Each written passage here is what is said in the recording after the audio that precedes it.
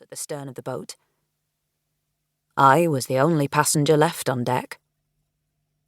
The boat began to change course now, waves crashing in protest against its side.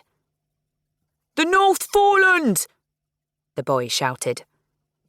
The sea boiled and swelled beneath us, the ship's bow rearing as it pushed on through the water. To the right of us, in the direction the boy had pointed, the fog had drawn itself up for a moment. I saw a chalky headland rising above the water, waves lacing the shoreline below. "Farewell, England!" the boy said, then gave the headland a cheeky salute. I turned my back on him and made my way towards the shelter of a lifeboat. As I skirted the flare of its rotund wooden belly, the orange-painted planks blistered by the elements, I saw Charlotte and Mary Taylor outside the door of the main cabin. Mary had her hand on my sister's back, but Charlotte, bent almost double over the ship's railing, paid no attention to Mary's over-firm ministrations. I was pleased to see that she was being violently sick.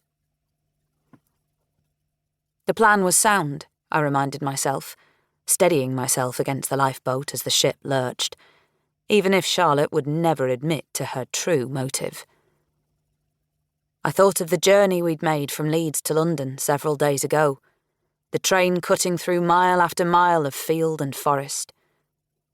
Farm buildings were strewn across the horizon, and church spires stitched the sky.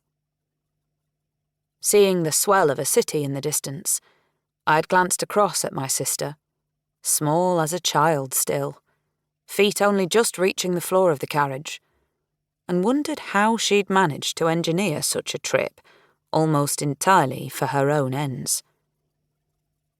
We were travelling in the opposite direction to home, to everything I held dear, simply because Charlotte needed to cure the restlessness in her bones. A wave slammed into the side of the ship now, turning the horizon. I gripped the lifeboat until we'd settled into its wake. In that moment of calm, my fingers moved to a certain spot on the sleeve of my new grey travelling dress. Beneath the fabric, I could feel the dip in my arm, the scar like a knotted, fleshy emblem, reminding me that I could withstand all manner of pain. Later, when Charlotte had finally stopped being sick, I went in search of some tea to help settle her stomach, motioned to a crew member in the galley who seemed to be in charge of the enormous urn. By then, I'd grown accustomed to the ship's rolling motion and found myself anticipating the waves before they came. I went back out on deck, and there was nothing to see but walls of iron-grey water, lurching horizons that banked up before us and then lashed down onto the foredeck, wanting to devour our little ship. We survived, though, one wave after another, minute by minute. "Not so long now," called a man nearby.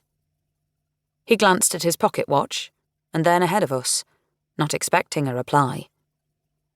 I'd watched him half carry his fashionably dressed wife to the rail, her pretty young face sallow, all propriety gone as she retched into the sea below. Someone held open the door for them now, as he steadied her back towards the cabin. Inside, I saw passengers lying in sorry heaps, misery wiping out their individuality. I caught the smell of vomit as a crew member attempted to clear up the mess a small boy had just made on the floor. A woman nursed a child who could not be comforted and was crying itself to exhaustion. Her husband's face was pale and set, and he appeared to be concentrating very hard. Any moment now, he too would fly out of the door towards the rail. And there, in the far corner of the cabin, was my own party. Papa studying the French phrases he'd carefully copied into his notebook, Charlotte slumped against Mary in an exhausted sleep. As the door closed again, I turned my back on all of them and planted my feet squarely on the deck.